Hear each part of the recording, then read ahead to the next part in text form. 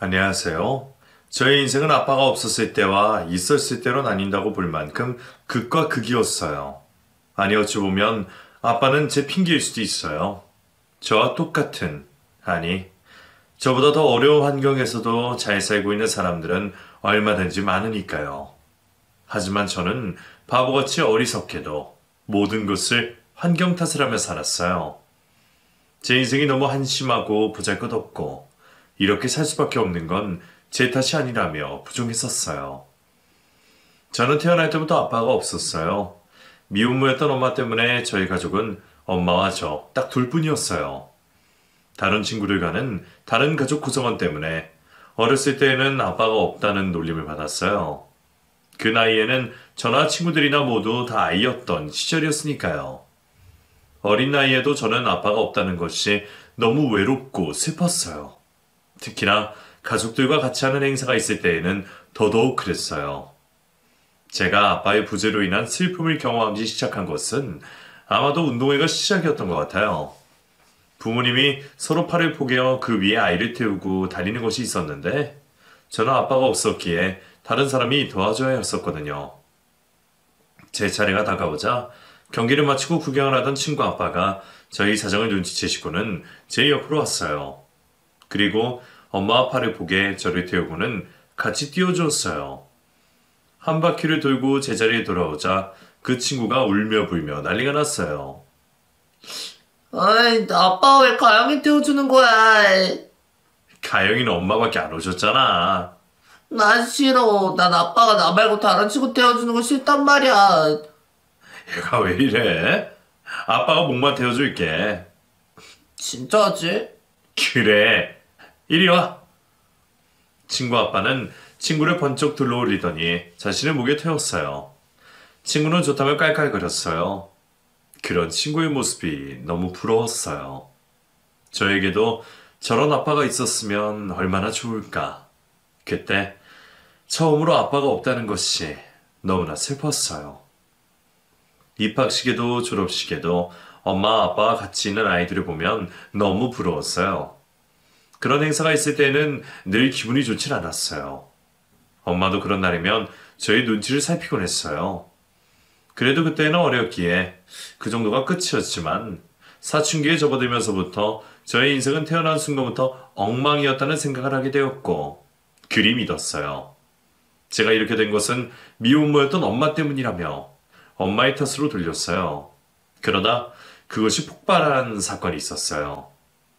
친구들과 같이 놀다가 한 친구가 자신의 엄마가 하는 식당에 가서 밥을 먹자고 그랬어요. 그래서 다들 우르르 그곳으로 몰려갔어요. 친구의 엄마는 저희가 들어가니 아주 반갑게 맞이해 주었어요. 친구의 엄마는 중국집을 하고 계셨어요. 테이블에 앉은 저희는 수다를 떨며 깔깔거리고 있었어요. 그때 음식을 들고 오는 아주머니가 테이블에 음식을 내려놓더니 제 이름을 불렀어요. 가영아? 친구들과 일제히 고개를 들어 아주머니 쳐다보았고 저는 깜짝 놀랐어요. 엄마였거든요. 누구야? 우리 엄마. 그래?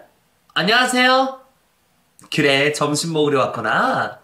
네. 그때 친구 엄마가 손님들을 배웅하고는 테이블로 왔어요. 아, 네가 가영이구나. 엄마에게서 얘기 많이 들었어. 알고 봤더니 엄마는 이 식당에서 일을 하고 있었어요. 엄마는 사장님과 이야기를 나누다가 다른 손님들이 부르는 소리에 돌아갔어요.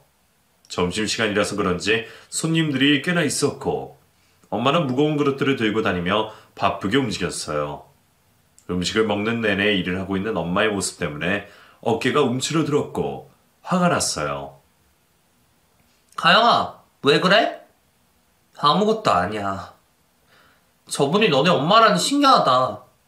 뭐가 신기해? 어? 우리 엄마라서 뭐가 신기하냐고. 왜 갑자기 화를 내고 그래? 됐어. 나 먼저 갈게. 가영아!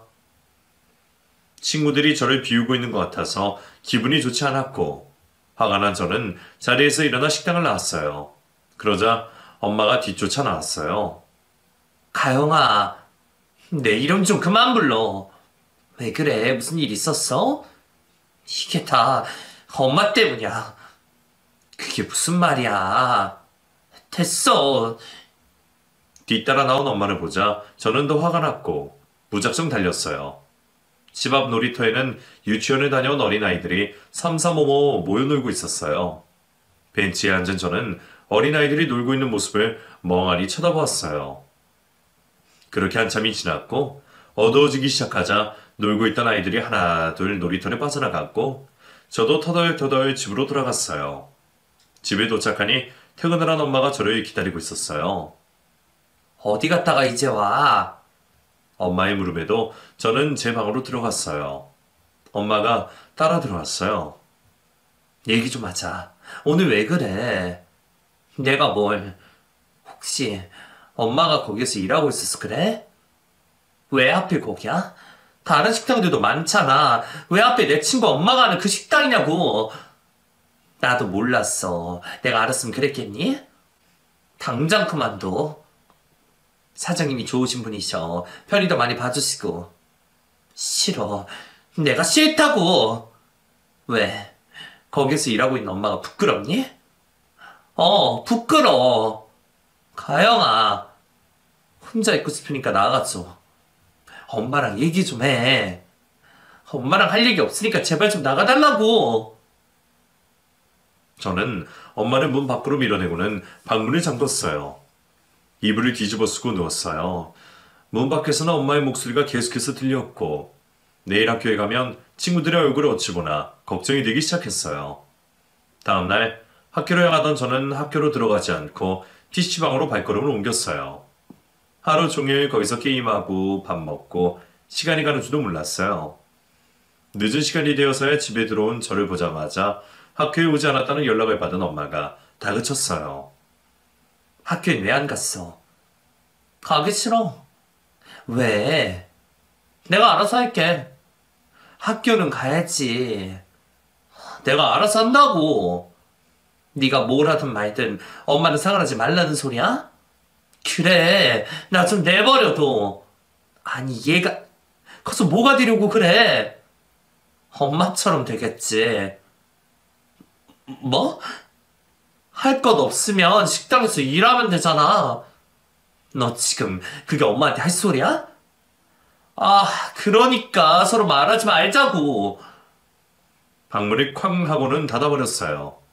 문을 열어나는 엄마의 소리에도 문을 꽁꽁 걸어 잠궜어요. 그렇게 가만히 있는 사람을 왜 건드려서는 그냥 좀 가만히 놔두지. 자꾸 저한테 잔소리를 늘어놓는 엄마가 싫었어요. 그 다음날 또다시 학교에 갈 생각을 하니 잠이 오지 않았던 저는 엄마 지갑에서 몰래 현금을 꺼내어 집을 나왔어요. 혼자 자취를 하고 있는 친구의 집으로 무작정 찾아갔어요. 그 친구는 시골에서 중학교를 졸업하고 올라와 생활하고 있었어요. 갑작스런 저희 방문에 친구가 놀라했어요. 이 시간에 웬일이야?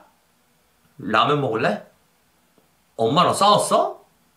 몰라, 말도 하기 싫어. 너 안 먹으면 내 것만 한다. 아니야, 내 것도 같이 해. 저는 사온 컵라면을 무르붓고는 라면이 있길 기다렸어요.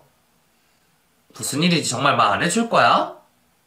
우리 엄마 때문에. 왜? 글쎄, 엄마가 내 친구 엄마가 하는 식당에서 일을 하고 있잖아. 우리 친구들이랑 다 같이 갔다가 마주쳤어. 그게 왜? 그게 왜라니? 얼마나 부끄러운 줄 알아? 부끄러울 것도 많다. 난 너희 엄마라면 이렇게 집에서 나오지도 않았어. 저는 순간 아차 싶었어요. 이 친구는 집안 형편이 어렵다는 이유로 고등학교에 진학도 하지 못하고 엄마에게 끌려가 공장에서 일을 해야 했거든요. 그곳에서 도망와 혼자 살고 있었거든요.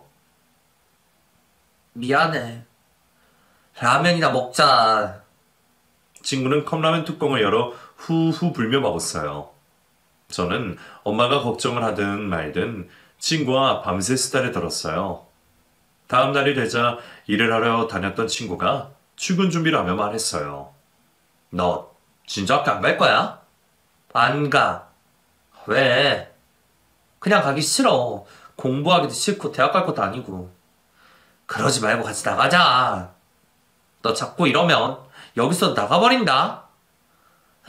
모르겠다. 너 마음대로 해라. 친구는 일하러 갔고 빈 방에서 벌러덩 누웠어요. 하기 싫은 공부도 안 해도 되니 너무 좋았어요. 뒹굴뒹굴 거리다가 빌려온 만화책을 보고 깔깔거렸어요. 배가 고프면 사다 놓은 컵라면을 먹고 또 뒹굴뒹굴 거리다가 자다가 하루 종일 하는 것이 그것뿐인데도 좋았어요. 저녁이 되자 친구가 쭈뼛쭈뼛 들어왔어요.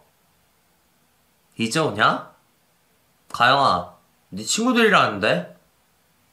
문을 열고 들어오는 친구의 뒤로 학교 친구들이 보였어요. 친구들은 제가 학교에 나오질 않자 이 친구가 일하는 곳을 찾아갔던 모양이에요. 너 여기서 뭐해? 너희가 여긴 왜 왔어? 너 데리러 왔어. 뭐? 학교 그만둘 거야? 너희 엄마 너 찾는다고 난리셔. 그래서 나 여기 있는 거 알려준 거야? 아니? 하지만 계속 이러고 있으면 나도 어쩔 수 없어. 그러기만 해봐. 너 왜 그래? 식당에서 엄마랑 맞춰서 그런 거야? 그 얘기 또 왜 꺼내? 우리가 알게 된 게 부끄럽니? 당연한 거 아니야? 실망이다. 뭐? 네가 그것 때문에 왜 우리 피하고 있는지도 모르겠고 우리 친구 아니야? 너 우리 엄마가 식당이라고 있다면 나랑 친구 안 할 거니? 그건 아니지. 근데 넌 왜 그래? 내일도 학교 안 나오면 우리랑 절교하고 싶다는 뜻으로 받아들일게. 야! 친구들은 떠났고 저는 깊은 생각에 빠졌어요. 제가 갈팡질팡하고 있자 자취를 있던 친구도 어서 일어나라며 저를 떠밀었어요. 못 이긴 척 친구의 집을 나온 저는 집 안에는 차마 못 들어가고 집 앞에서 어슬렁거리고 있었어요. 가영아, 엄마였어요. 어딜 갔다가 이제 오는 거야? 내가 얼마나 걱정했는 줄 알아? 밥은 못 먹었어. 우선 들어가자. 엄마는 저를 데리고 집 안으로 들어갔어요. 엄마가 해준 밥을 먹는 동안 서로 말이 없었어요. 엄마는 가출하고 돌아온 저에게 화를 내지도 꼬치꼬치 캐묻지도 않았어요. 그렇게 자연스레 아무 일이 없었던 것처럼 시간이 지나갔어요. 그 다음날 학교에 가서 담임에게 한 소리 들어야 했지만 반갑게 맞이해주는 친구들을 보니 웃음이 나왔어요. 수업이 끝나고 간식을 사 먹으러 매점으로 갔어요. 오랜만에 바글바글거리는 매점을 보니 전투력이 상승했고 저와 친구들은 사람들 사이를 헤집고 맨 앞자리에 도착을 했어요. 그리고는 좋아하는 과자들과 음료수를 사서는 운동장으로 갔어요. 점심을 먹고 난 후였지만 간식이 들어갈 배는 또 따로 있으니까요. 이제 학교 계속 나올 거지? 그래야겠지. 웬 한숨이야? 난 왜 학교를 다니는지 모르겠어. 너만 그렇겠니? 우리 모두 다 그렇지. 빨리 졸업이나 하고 싶다. 학교 졸업은 하고 오겠다는 소리네. 입안 한가득 과자를 넣고 와그작와그작 씹어먹었어요. 수업 시간은 그리 길게 느껴지더니 벌써 점심시간이 끝나가는 종소리가 들렸고 자리에서 일어난 저희는 다시 삭막한 교실로 올라갔어요. 수업을 하는 내내 저는 멍을 때리거나 잠을 잤어요. 그렇게 무의미한 시간을 몇 주 보내고 나니 또다시 몸이 근질근질거렸고 저는 또다시 학교에 가지 않았어요. 그러다 저와 학교를 다니고 있지 않는 또래 친구들을 알게 되었고 그들과 자연스레 어울리게 되었어요. 혼자였다면 할 수 없었을 일도 그 친구들과 함께면 겁날 것이 없었어요. 엄마의 잔소리가 늘어나면 저는 가출을 했고 가지고 있던 돈이 떨어지면 집으로 들어갔어요. 이런 일이 반복이 되자 엄마는 저 때문에 눈물 마를 날이 없었어요. 학교를 다니고 있으니 학교 선생님도 연락이 오고 엄마도 늘 잔소리하는 것이 학교를 안 가서 그런 거라고 생각한 저는 학교를 자퇴하겠다고 선언했어요. 엄마는 공부 보고 다 필요 없다며 제발 졸업장이라도 받으라고 애원했지만 엄마의 간곡한 부탁에도 불구하고 저는 자퇴를 하게 되었어요.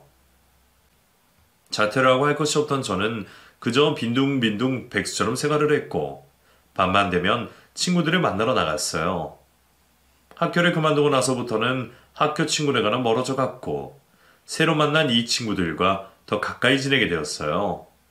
같은 처지라서 더 그리 된 것 같아요.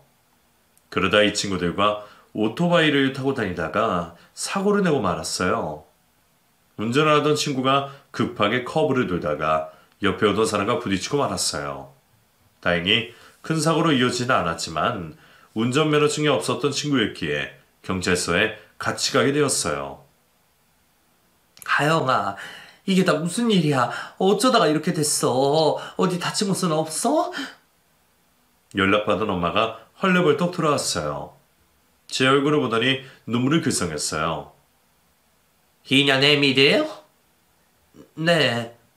자식 교육을 어떻게 시키는 거예요? 죄송해요. 보아하니 고등학생이던데 똑같은 것들끼리 모여다니면서 사고나 치고 말이야. 정말 죄송해요. 하마터면 정말 인생 종칠 뻔했다고. 다른 거 필요 없고 딸내미 깜빡 모르기 싫으면 합의금이나 준비해요. 엄마는 상대방에게 합의금을 주고 합의했고 저를 데리고 집으로 돌아왔어요. 이제 그 애들이랑 다시는 만나지 마. 왜? 질 나쁜 애들이랑 어울려서 네가 이렇게 된 거잖아. 엄마, 나도 그 애들처럼 질 나쁜 애야. 뭐? 엄마 눈에는 내가 그렇게 안 보이겠지만 다른 사람들 눈엔 그 애들이나 나나 다 똑같이 질 나쁜 애들이라고. 그래서 계속 어울리겠다는 소리야? 가영아. 엄마는 답답한 듯 소리를 질러댔고 저는 방에 들어와 헤드셋을 끼고 음악을 크게 들었어요. 며칠 동안 엄마는 일을 하러 가지 않았고 집에서 저를 지키고 있었어요. 어디라도 나가려고 하면 방 안으로 저를 세차게 밀어 넣었어요. 그러면서 엄마와 저의 트러블은 점점 더 커져만 갔어요. 하루라도 방구석에 있었던 적이 없었던 저는 며칠이 지나가자 온몸에 좀이 쑤셨고 방문 앞에 지키고 있던 엄마를 미치고는 방 밖으로 나왔어요. 어디 가려고? 집에 있어. 갑갑해서 미칠 것 같아. 바람도 쐬고 올게. 또 그 애들 만나러 가려고. 아니야, 돈 좀 줘. 무슨 돈? 나가려면 돈 좀 있어야지. 나한테 돈 맡겨놨니? 네 합의금으로 그동안 모은 돈도 다 날아가고 땡처럼 한 푼도 없어. 그러지 말고 좀 줘. 찾아봐. 찾아보고 있으면 너 다 가져. 집에 10,000원도 없어? 너 언제 정신 차려오고 그래? 엄마는 너 하나 잘 살아보겠다고 이렇게 고생하고 있는데 너는 어쩜 그래? 엄마가 이렇게 만든 거잖아. 왜 내 탓을 하고 그래? 말을 말자. 너랑 말을 해서 내가 무슨 말을 듣겠니? 속만 뒤집어지지. 엄마는 한숨을 쉬면서 입을 닫고는 방으로 들어갔어요. 집에 있긴 갑갑한데 돈이 없으니 나가기도 그랬어요. 냉장고에 있는 것들을 꺼내 먹으면서 TV처럼 왔다리 갔다리 하고 있었어요. 그때 같이 어울리던 친구에서 연락이 왔고 저는 불이 나게 밖으로 나갔어요. 오토바이를 타고 온 친구 뒤에 올랐던 저는 친구와 함께 쌩쌩 달렸어요. 속이 뻥 뚫리는 것 같았어요. 저도 엄마가 저 때문에 속상해한다는 건 알고 있었어요. 하지만 저도 제 마음을 잘 모르겠어요. 이러지 말아야지 하다가도 엄마만 보면 자꾸 비뚤어지고 싶은 마음이 컸어요. 한참을 달리다가 저녁이 돼서야 골목역에 도착을 했고 저는 오토바이에서 내려 헬멧을 벗었어요. 야, 이가요. 누군가가 부르는 소리에 고개를 돌렸어요. 자취를 하고 있는 친구였어요. 야, 너 어디 갔다가 이제 와? 왜? 너네 엄마 쓰러지셨어. 뭐라고? 어서 집에 가봐. 저는 헐레벌떡 집으로 달려갔고 누워있는 엄마를 봤어요. 엄마 지인이 나오면서 저를 보더니 혈액 끌끌 차셨어요. 가영아, 너네 엄마 불쌍하지도 않니? 제발 정신 좀 차려라. 내가 이런 말 하면 네가 듣기 싫어할 게 뻔하지만 옆에서 보고 있자니 답답해서 그래. 가족이 여럿이 있는 것도 아니고 달랑 엄마랑 너랑 둘뿐인데 이러다 엄마마저 잘못되면 어쩌려고 그러니? 나중에 후회하지 말고 정신 좀 차려. 식탁에 죽 만들어놨으니 엄마 계시면 좀 챙겨드리고. 네. 에휴, 보고 있으니 내가 다 답답하다. 그만 가보마. 안녕히 가세요. 아주머니는 문을 열고 나가시면서도 계속해서 궁시렁궁시렁 거리셨어요. 엄마 곁으로 다가가니 식은땀을 흘리며 누워 있었어요. 옆에 있는 수건으로 이마에 송글송글 맺혀있는 땀을 닦았어요. 엄마는 늘 강하다고 생각했는데 지금 보니 너무 약해 보였어요. 아주머니 말대로 엄마마저 제 곁에 없으면 어쩌나 싶었어요. 몇 시간이 흐른 뒤 엄마가 눈을 떴고 몸을 일으켰어요. 가영아, 깼어? 이제 좀 괜찮아? 괜찮아. 건강 좀 챙겨가면서 일해. 엄마 걱정했어? 걱정은 무슨... 기다려봐. 죽 가져올 테니까.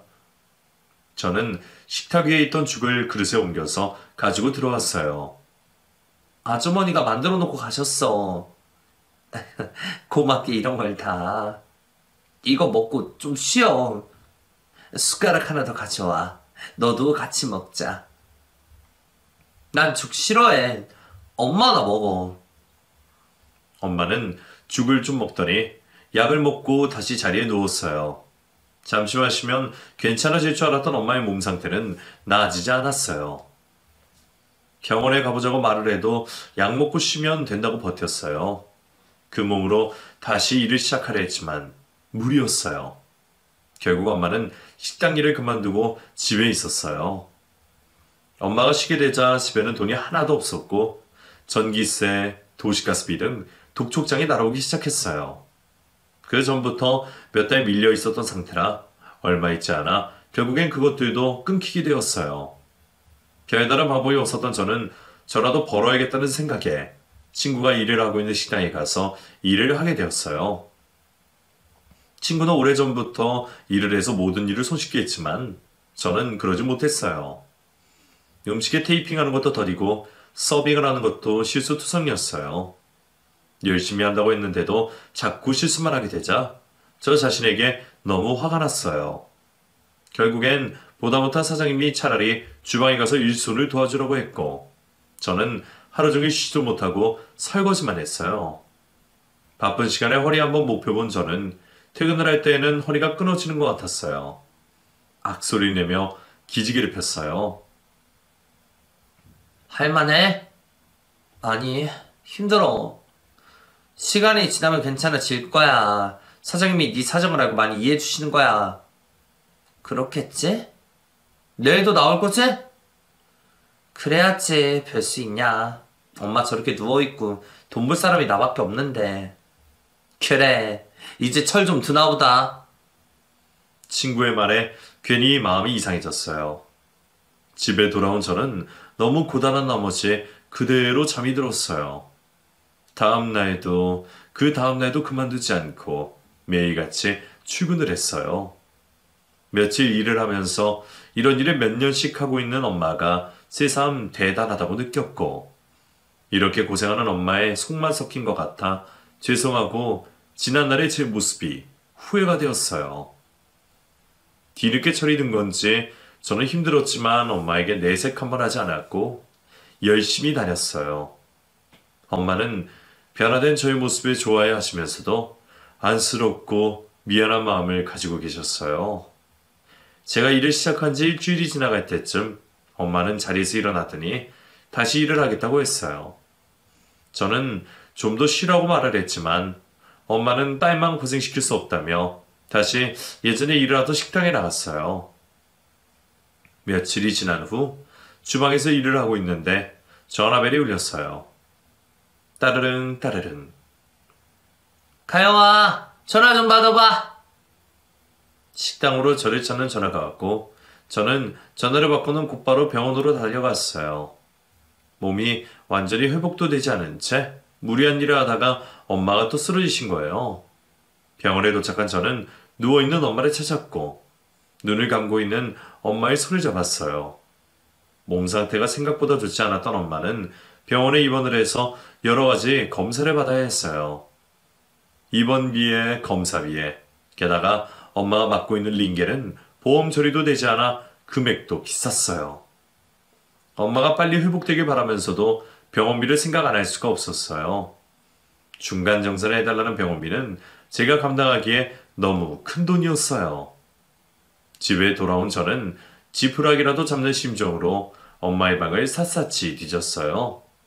혹시나 엄마가 저 모르게 꿍쳐놓은 돈이라도 있는 건 아닌가 싶어서였어요. 보통 돈 없다 하면서도 비상금으로 숨겨놓잖아요. 엄마가 그럴 뿐은 아니란 걸 알고 있지만 지금 이 순간은 차라리 그랬으면 하는 바람이 있었어요. 하지만 옷장이며 서랍장이며 다 뒤져봐도 10원짜리 동전 하나 나오지 않았어요. 집이 이렇게 된 데에는 제 책임도 있었어요. 엄마가 벌어놓은 곳을 다 까먹은 건 바로 저이니까요.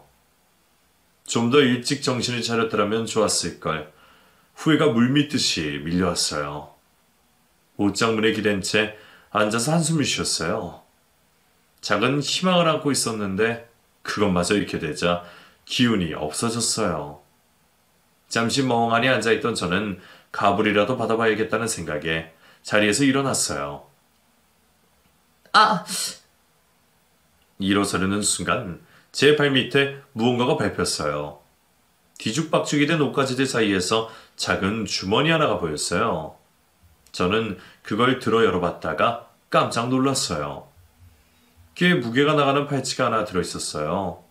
이런 것이 우리 집에 왜 있는지는 모르겠으나 우선은 병원비는 해결할 수 있을 것 같아 주머니에 넣고는 병원으로 갔어요. 엄마는 점심을 먹고 잠시 앉아서 쉬고 있었어요. 엄마, 이게 뭐야? 제가 주머니에 있던 팔찌가 돈 주머니를 꺼내 보이자 엄마는 잽싸게 주머니를 들고 갔어요. 이거 어디서 났어? 돈 좀 있다 싶어서 옷장 뒤졌더니 왜 말도 없이 엄마 옷장을 뒤지고 그래? 병원비 내야 되니까 집에 돈 좀 있나 싶어서 엄마한테 이게 말을 하지. 그 팔찌 엄마 거야? 꽤 무겁던데? 그거 팔면 돈 좀 될 것 같던데? 이거 못 팔어. 왜? 글쎄 이건 안 된다니까. 지금 우리한테 있는 거라곤 그 팔찌 하나뿐이잖아. 왜 그걸 근데 안 판대? 여하튼 이건 안 돼. 엄마는 화를 내며 팔찌를 숨겼어요. 지금 우리에게는 돈 한 푼이 소중한데 왜 팔찌를 못 팔게 하는지 이해가 되지 않았어요. 도대체 그 물건이 무슨 물건인지도 얘기도 하지 않고 무조건 안 된다며 펄쩍 뛰는 엄마 때문에 답답했어요. 병원에서는 계속 병원비 이야기를 하고 이미 팔찌가 있다는 사실을 알고 있던 저는 굳이 다른 사람에게 싫은 소리도 하기 싫었어요. 며칠이 지나고 저는 엄마가 자고 있는 틈을 타 엄마의 팔찌를 훔쳤어요. 그리고는 바로 금방으로 갔어요. 엄마는 절대로 안 된다고 말을 했지만 어쩔 수 없는 선택이었어요. 제가 이러는 것은 모두 다 엄마를 위한 일이라고 생각했어요. 금은방 문을 열고 들어간 저는 주머니에서 팔찌를 꺼내 보여줬어요. 그리고는 얼마에 줄 수 있냐고 물었어요. 사장님은 팔찌를 이리저리 훑어보더니 갑자기 얼굴 표정이 굳어졌어요. 아가씨, 이거 어디서 난 거야? 빨리 말해. 네? 이 팔찌 아가씨 거야? 아니요? 그럼 이거 어디서 난 거야? 훔친 거야? 아니요, 훔치지 않았어요. 아가씨 것도 아니고 훔치지도 않았으면 대체 어디서 난 거야? 사기 싫으면 돌려주세요. 그렇게는 못하지. 네? 그런 게 어딨어요. 당장 돌려줘요. 사장님은 제가 도망가지 못하게 붙잡고는 어디론가 다급하게 전화를 걸었어요. 이것도 아요. 잠시만 기다려. 왜요? 확인해야 할 것이 있어. 싫어요. 내 팔찌 돌려줘요. 사장님의 손에서 벗어나고 싶었지만 힘이 장사인 사장님의 손에서 벗어날 수가 없었어요. 낑낑대며 손을 빼려 해도 되지 않았어요. 설마 이 팔찌, 엄마가 다른 사람 것을 훔친 것은 아닌가. 그래서 내가 팔자고 있을 때 그렇게 펄쩍 뛴 거였나. 별의별 생각이 다 들었어요. 이 사장님은 도대체 누구를 기다리고 있는 건지 걱정이 되었어요. 뭔가 일이 잘못되어 가고 있는 것 같았어요. 그때 금문방 앞에 새까만 차 한 대가 섰고 제 눈앞에는 난생 처음 보는 광경이 펼쳐졌어요. 기사를 대동한 자동차 조수석에서 한 남자가 내리더니 뒷좌석 문을 열었어요.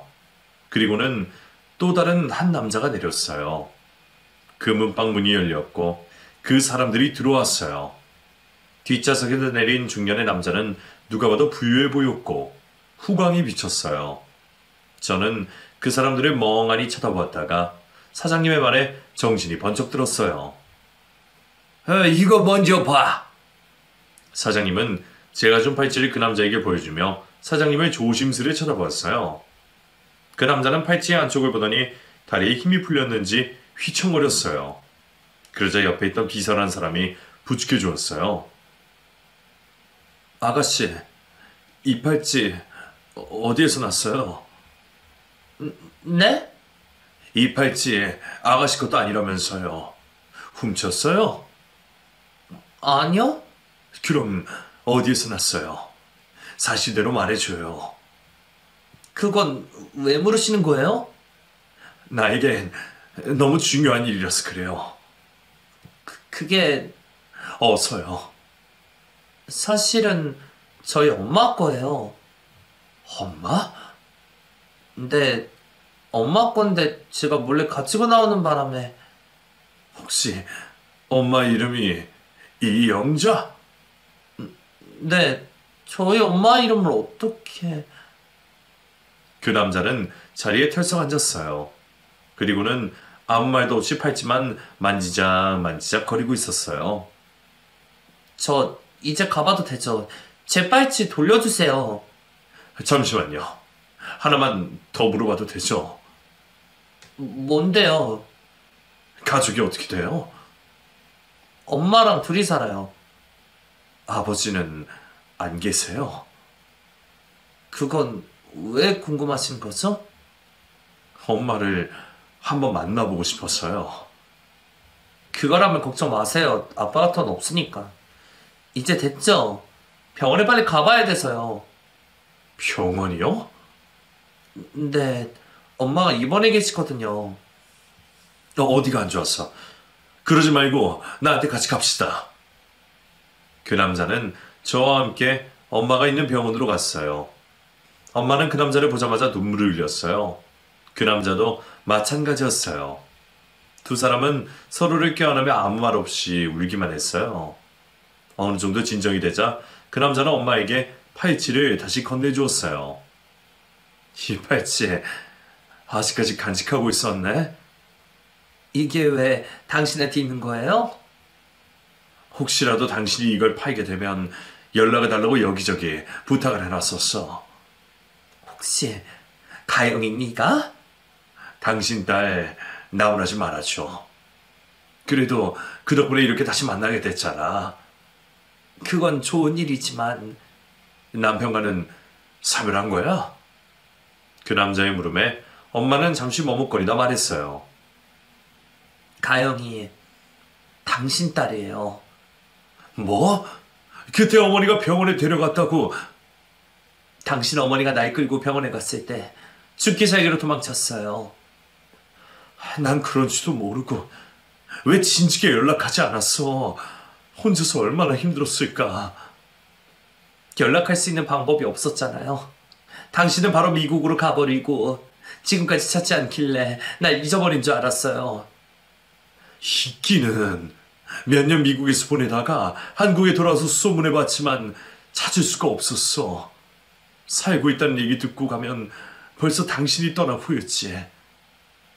그랬었구나. 이제라도 다시 만나게 돼서 다행이야. 참, 내 정신 좀 봐. 가영아, 이리 와봐. 두 사람은 제가 옆에 있는 줄도 모르고 대화를 나누었고 엄마가 멍하니 서 있는 저를 발견하고는 불렀어요.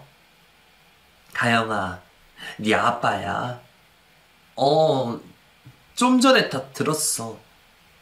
그 남자는 여전히 멍한 표정을 짓고 있는 저의 손을 잡았어요. 엄청 크고 따뜻했어요. 엄마랑 그동안 고생 많았지? 이제는 아무 걱정하지 마. 아빠가 너무 늦게 찾아와서 미안하구나. 그 말에 제 눈시울이 따가워졌어요. 어렸을 때부터 너무나도 갖고 싶었던 아빠여서 그런 걸까요? 20몇 년 동안 없었던 아빠가 갑자기 생겼다는 게 꿈만 같았어요. 아빠 덕분에 엄마는 병원비 걱정 없이 편안하게 치료를 받으며 빨리 건강을 회복했고, 퇴원을 하게 된 엄마는 고마움에 아빠를 집으로 초대했어요.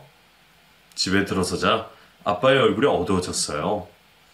엄마는 이렇게 산다며 멋쩍은 듯이 웃었어요. 엄마가 정성스레 만들어준 음식을 먹은 아빠는 조심스레 엄마가 저에게 물었어요. 내가 살고 있는 집으로 들어오는 건 어때?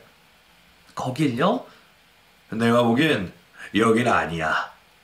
아니에요. 여기도 살만해요. 계속해서 여기서 살았고. 이젠 내가 있는데 이런 곳에서 살게 놔둘 순 없어. 정말 괜찮아요. 내가 안 괜찮아. 당장 입을 만한 옷가지들만 우선 챙겨. 아니, 그러면 내가 다 알아서 할 테니 몸만 갖자. 잠깐만요. 우리 생각만 할 수 없잖아요. 그럼 누굴 또 생각해야 해?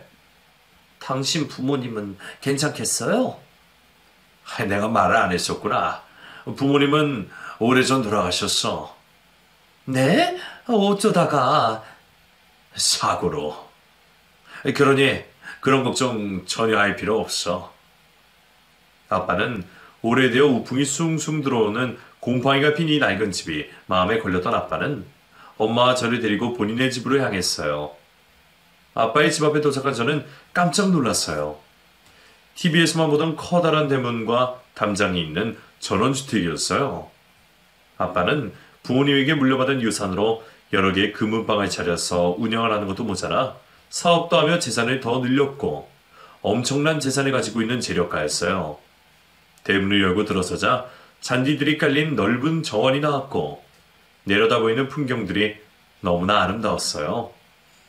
생전 처음 보는 낯선 환경에 저는 눈을 뗄 수가 없었어요. 황홀하다는 느낌이 이런 느낌인 것 같았어요. 분위기에 취한다는 그런 말들이요. 아빠는 뭐하냐며 어서 들어오라고 그러셨고 현관문을 열고 들어가는 순간 저는 또 한 번 놀라고 말았어요. 넓디 넓은 거실에는 커다란 소파가 있었고 장식 하나하나가 빛나 보였어요. 눈이 휘둥그레진 저는 눈을 이리저리 굴렸어요. 가영이도 그만 구경하고 이리 와서 앉아. 네. 멋쩍은 웃음을 지으며 자리에 앉았어요.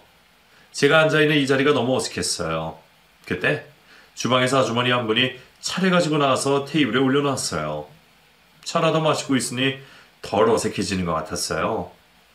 당신은 나와 같이 이 방에서 지내면 되고 가영이는 2층에서 지내면 될 거야. 고마워요. 고맙긴. 당신 혼자 고생하는 것도 모르고 내가 더 미안하지. 아빠는 엄마를 따뜻한 눈으로 쳐다보며 손을 잡아주었어요. 차를 다 마신 저는 2층으로 올라왔고 제가 쓸방을 봤어요. 아빠는 엄마와 제가 이 집에서 같이 살 생각을 미리 하고 계셨는지 이미 여러 개의 가구들이 들어와 있었어요. 푹신한 침대에 누워있으니 정말 꿈을 꾸고 있는 것 같았어요.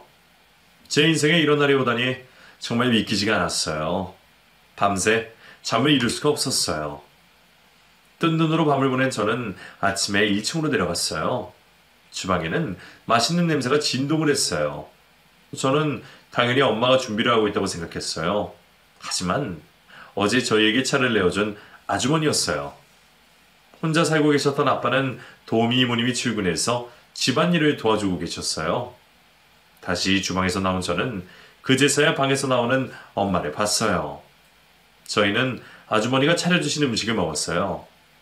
엄마와 둘이 있을 때에는 냉장고에 있는 반찬통을 꺼내어 뚜껑만 열어서 먹었었는데 식탁 위에 있는 반찬들은 저마다 예쁜 접시에 정갈하게 담겨져 있었어요.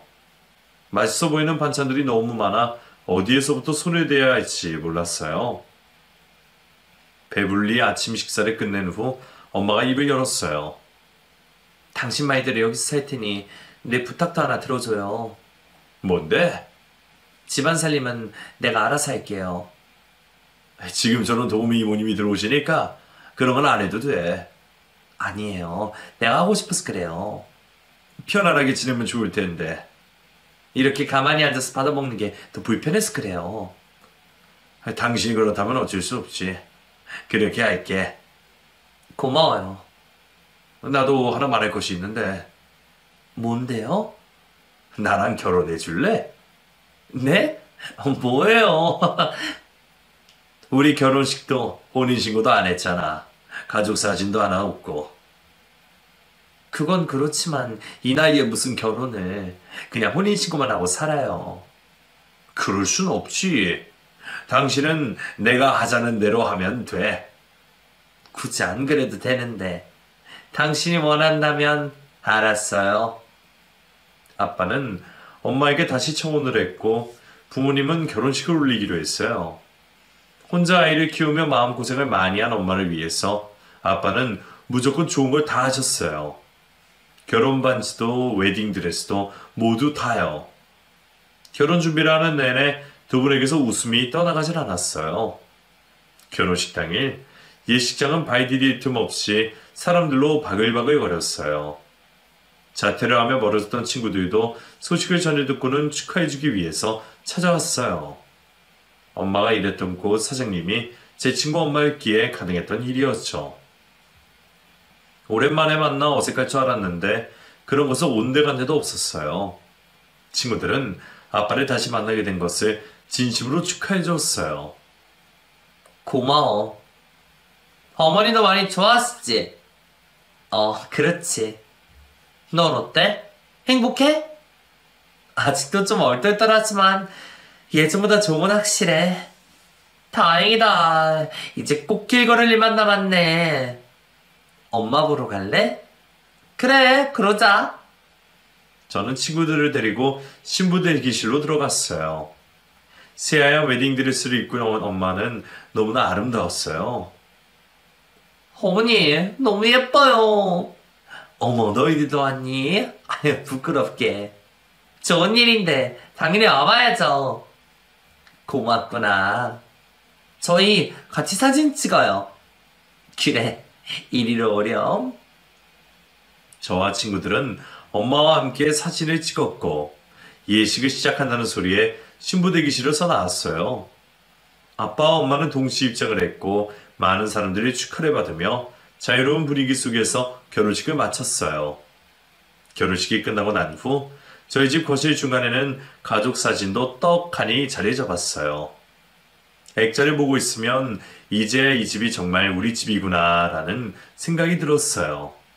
아빠는 그동안 못했던 남편 노릇, 아빠 노릇을 하느라 바쁘셨어요. 가족여행이라는 것에 단 한 번도 가보질 못했다는 저의 말을 듣고는 처음으로 가족여행이라는 것을 준비하셨어요. 여행에 필요한 것들을 하나부터 열까지 모두 다 아빠가 계획하셨어요. 이런 아빠가 있어서 너무 든든했어요. 관광지를 둘러보고 숙소에 도착한 저희는 저녁을 거하게 먹은 뒤 맥주를 한잔 했고 피곤해하는 엄마를 먼저 방으로 보내고 난 후 아빠와 둘이서 더 마시게 되었어요. 가영이는 이제 어떻게 살 거니? 생각해 놓은 것이라도 있어? 아니요, 아직은. 듣자니 고등학교 졸업도 못했다고 하던데. 네, 엄마한테 들으셨어요? 그래, 네 엄마는 그게 많이 후회가 된다더구나. 끝까지 널 설득하지 못했다고. 그땐 제가 철이 많이 없었어요. 후회돼? 아주 조금이요. 조금만 더 참아볼 걸. 엄마 말대로 졸업장이라도 받아놓을 걸 뭐 그런 거요. 지금이라도 다시 시작하면 되지. 방법은 여러 가지가 있으니까. 네, 배우고 싶다거나 관심이 있다거나 뭐 그런 건 없어? 네. 아직은 딱히 생각하는 것이 없어요. 어렸을 때부터 원하는 것을 다 할 수 있는 것이 아니라서요. 미안하구나. 나쁜 뜻으로 한 얘기는 아니었어요. 우선은 여기저기 여행도 다니면서 즐겨. 그러다가 좋아하는 것, 이루고 싶은 것이 생길 수도 있으니까. 네, 그럴게요. 저는 아빠의 조언대로 여러 나라들을 다니며 보고 느끼면서 제가 좋아하는 것이 뭔지, 원하는 것이 뭔지 찾아가고 있는 중이에요. 하루아침에 인생이 180도 바뀐 저는 아직도 제 인생이 꿈만 같고 얼떨떨하지만 나쁘진 않아요. 이가영이라는 사람이 다시 태어났다 생각하며 제2의 인생을 멋지게 살아볼 거예요.